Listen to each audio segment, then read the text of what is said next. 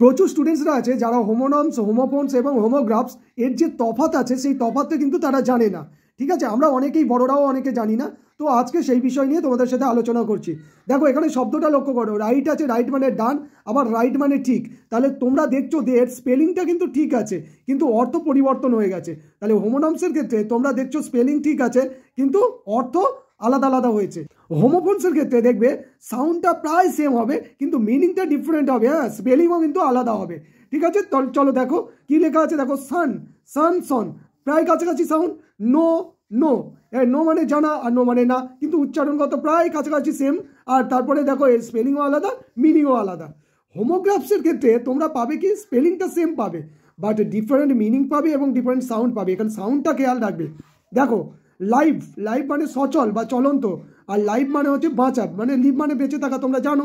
ঠিক আছে, তাহলে দেখো এর উচ্চারণ আলাদা হয়ে যাচ্ছে। এখানে লাইভ বলছি, এখানে লিভ বলছি। সো তোমরা দেখতে পেলে এখানের ক্ষেত্রে কি, এখানের ক্ষেত্রে তোমরা স্পেলিং সেম পেলে, উচ্চারণও এক পেলে, কিন্তু দেখো মানে আলাদা পেলে।